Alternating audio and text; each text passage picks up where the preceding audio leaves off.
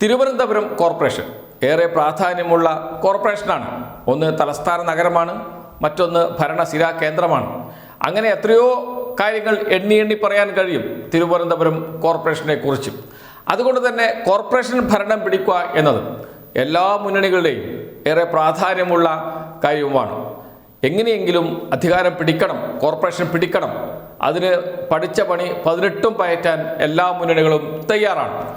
എന്നാൽ കഴിഞ്ഞ കുറേ കാലമായി തലസ്ഥാന നഗരത്തിലെ കോർപ്പറേഷൻ ഭരിക്കുന്നത് LDF ആണ്, CPM ആണ്. നേരത്തെ പറഞ്ഞതുപോലെ 18 അടവും പയറ്റിയിട്ടും 18 പണിയും പയറ്റിയിട്ടും രക്ഷയില്ല UDFനും NDAക്കും BJPക്കും. BJP ആണ് ഇപ്പോൾ യഥാർത്ഥ പ്രതിപക്ഷം. UDF തീരെയില്ല എന്ന് തന്നെ പറയാം. എന്നിരുന്നാലും UDF ഒരു തിരിച്ചുവരവിന് ശ്രമിക്കുന്നുണ്ട്. അതിനുവേണ്ടി ആദ്യം തന്നെ സ്ഥാനാർത്ഥിയെ പ്രഖ്യാപിച്ചു. പക്ഷേ അപ്പോൾ തന്നെ പൊട്ടിത്തെറിയും തുടങ്ങി കോൺഗ്രസിനകത്ത്. കോൺഗ്രസിൻ്റെ കോർ കമ്മിറ്റി അധ്യക്ഷ സ്ഥാനം രാജിവെച്ചു. നേമം കോർ കമ്മിറ്റി അധ്യക്ഷ സ്ഥാനം KPCCയുടെ സംസ്ഥാന ജനറൽ സെക്രട്ടറിയായ മണക്കാട് സുരേഷ് പിന്നീട് അനുനയത്തിലൂടെ പ്രശ്നങ്ങൾ പരിഹരിച്ചു എന്നാണ് കോൺഗ്രസ് നേതാക്കൾ പറയുന്നത്. പല വാർഡുകളിലും റിബൽ ശല്യമുണ്ട് കോൺഗ്രസിന്, പരിഹരിക്കാൻ ഇതുവരെ കഴിഞ്ഞിട്ടില്ല. അതിനേക്കാളും വലുത് UDF മുന്നണിയിലെ മൂന്നാമത്തെ ഘടകകക്ഷിയാണ് കേരള കോൺഗ്രസ്. ജോസഫ് ഗ്രൂപ്പ് ഒരു സീറ്റ് പോലും നൽകിയില്ല. സാധാരണ ഒരു സീറ്റ് നൽകാറുണ്ട്, പൂന്തുറ വാർഡ് നൽകാറുണ്ട് മത്സരിക്കാൻ. ഇത്തവണ പൂന്തുറ വാർഡ് കോൺഗ്രസ് എടുത്തു, പകരം വാർഡ് നൽകിയില്ല. പൂർണ്ണമായും അവഗണിച്ചു കേരള കോൺഗ്രസ് ജോസഫ് ഗ്രൂപ്പിനെ. കേരള കോൺഗ്രസ് ജോസഫ് ഗ്രൂപ്പിന് തലസ്ഥാന നഗരത്തിൽ ചില സ്ഥലങ്ങളിൽ സ്വാധീനമുണ്ട്, ചില പോക്കറ്റുകളിൽ.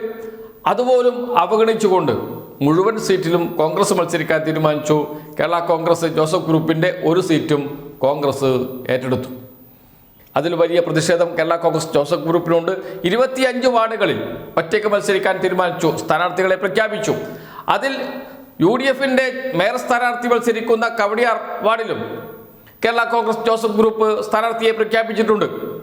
ഇനിയും 10 സീറ്റുകളിൽ സ്ഥാനാർത്ഥിയെ പ്രഖ്യാപിക്കും എന്നാണ് കേരള കോൺഗ്രസ് ജോസഫ് ഗ്രൂപ്പ് പറയുന്നത്. അതിനു മുമ്പ് ചർച്ചയിലൂടെ പരിഹരിക്കാൻ കഴിയുമോ എന്ന കാര്യവും നോക്കുന്നുണ്ട് കേരള കോൺഗ്രസ് ജോസഫ് ഗ്രൂപ്പ് നേതാക്കൾ. എന്നാൽ കോൺഗ്രസ് ആ ഭാഗത്തേക്ക് നോക്കുന്നില്ല, ചർച്ചയേ ഇല്ല എന്ന നിലപാടാണ്.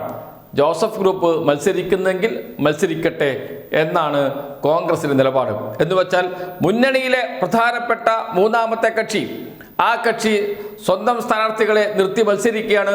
തിരുവനന്തപുരം കോർപ്പറേഷനിൽ മുന്നണി മര്യാദ തകർന്നു, മുന്നണി തന്നെ ഇല്ലാതായി എന്ന് വേണമെങ്കിൽ പറയാം. ഇനി BJPയിലേക്ക് പോയാലോ? BJP മുന്നണി NDA ഉണ്ട്. ആ മുന്നണിയിലെ ഏറ്റവും പ്രധാനപ്പെട്ട കക്ഷി അത് BDJS ആണ്. BDJSന് ഒരു സീറ്റ് നൽകിയില്ല ഇത്തവണ മത്സരിക്കാൻ. കഴിഞ്ഞ തവണ 12 സീറ്റ് ആവശ്യപ്പെട്ടു, ഒരു സീറ്റ് മത്സരിക്കാൻ നൽകി. ഇത്തവണ 11 സീറ്റേ ആവശ്യപ്പെട്ടുള്ളൂ, ഒരു സീറ്റും മത്സരിക്കാൻ നൽകിയില്ല. BDJS തിരുവനന്തപുരം കോർപ്പറേഷനിൽ BJPയോടൊപ്പം വേണ്ട എന്നാണ് BJP പ്രഖ്യാപിച്ചിരിക്കുന്നത്. എന്ന് വെച്ചാൽ NDA മുന്നണിയും അവിടെ ഇല്ലാതായി എന്നർത്ഥം. അതിനപ്പുറത്തേക്ക് BDJS ഒരു പ്രത്യേക സമുദായത്തെ ഉൾക്കൊള്ളുന്ന പാർട്ടിയാണ്, ഈഴവ സമുദായത്തെ ഉൾക്കൊള്ളുന്ന പാർട്ടി. സ്ഥാനാർത്ഥി പട്ടികയിൽ ഈഴവ സമുദായത്തിൽപ്പെട്ടവർക്ക് തീരെ പ്രാധാന്യം നൽകിയില്ല. സമാനമായ സ്ഥിതി തന്നെയാണ് UDFൻ്റെ പട്ടികയും. UDFൻ്റെ പട്ടികയിലും നായർ സമുദായത്തിൽപ്പെട്ടവരാണ് കൂടുതൽ എന്ന ആക്ഷേപം ഇതിനകം തന്നെ ഉയർന്നു വന്നു. കേരള കൗമുദി അത് സംബന്ധിച്ച് വാർത്തയും നൽകിയിരുന്നു. ആരൊക്കെ ഏതൊക്കെ സമുദായത്തിൽപ്പെട്ടവരാണ് എന്ന് കാണിച്ചുകൊണ്ട് ഈഴവ സമുദായത്തെ അവഗണിച്ചു എന്ന് പറഞ്ഞുകൊണ്ട്. സമാനമായ സ്ഥിതി തന്നെയാണ് ഇപ്പോൾ NDA മുന്നണിയിലും സംഭവിച്ചിരിക്കുന്നത്. BDJS ഉണ്ടായിട്ട് പോലും BDJSന് സീറ്റ് നൽകിയിട്ടില്ല എന്ന് മാത്രമല്ല, ഈഴവ സമുദായത്തെ പൂർണ്ണമായും തഴഞ്ഞു എന്ന് പറയേണ്ടി വരും. അത് NDA മുന്നണിയിലും BJP മുന്നണിയിലും വലിയ പൊട്ടിത്തെറി ഉണ്ടാക്കിയിട്ടുണ്ട്. എന്ന് വെച്ചാൽ LDF സ്ഥാനാർത്ഥിയെ പ്രഖ്യാപിച്ചു, ഒരു പ്രശ്നവുമില്ലാതെ മുന്നോട്ട് പോയിക്കൊണ്ടിരിക്കുന്നു, എവിടെയും ഒരു പൊട്ടിത്തെറിയില്ല, ഒറ്റക്കെട്ടായി മുന്നോട്ട് പോവുകയാണ്. അതേസമയം LDFനെ അധികാരത്തിൽ നിന്ന് പുറത്താക്കും എന്ന് പറഞ്ഞ് രംഗത്ത് വന്ന UDF ഉണ്ട്, BJP മുന്നണിയായ NDA ഉണ്ട്. രണ്ട് മുന്നണിയിലും വലിയ പൊട്ടിത്തെറിയാണ്. അതുകൊണ്ട് തന്നെയാണ് പറഞ്ഞത് ഇത്തവണയും ഒരു രക്ഷയുമില്ല, LDF തന്നെ ജയിക്കുമെന്ന്.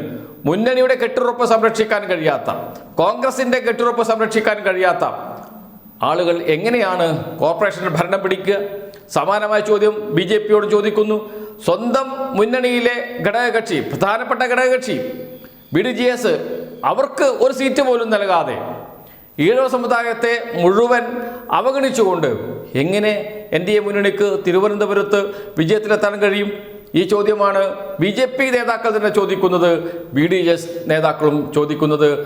എന്ന് വെച്ചാൽ UDFും BJP മുന്നണിയായ NDAയും ഒരുപോലെ പ്രശ്നങ്ങൾ നേരിടുകയാണ്, പ്രതിസന്ധിയിലൂടെയാണ് കടന്നു പോകുന്നത്. ചർച്ചയിലൂടെ എല്ലാം പരിഹരിക്കും എന്ന് പറയുന്നുണ്ട് എങ്കിലും ഒന്നും പരിഹരിക്കാൻ കഴിയുന്നില്ല എന്ന് മാത്രമല്ല, ചർച്ച പോലും നടക്കുന്നില്ല UDFിലും അതോടൊപ്പം തന്നെ NDA മുന്നണിയിലും.